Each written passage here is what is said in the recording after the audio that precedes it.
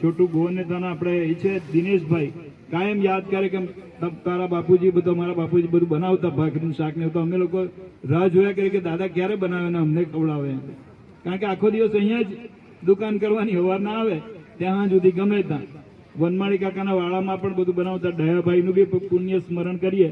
ભગતજી અમારા વડીલ દયાભાઈ પણ આવતા, જેવદનભાઈ ને દયાભાઈ એ બે જણા આ ગામનું કામ કરતા હતા અને એ બધાના આશીર્વાદથી આજે ગામ ઘરે ઘરે એ બધા મોટર ગાડી થઈ ગઈ છે, બધા સુખી છે, બધા એન્જિનિયર થયા છે, બધા ડોક્ટર થયા છે.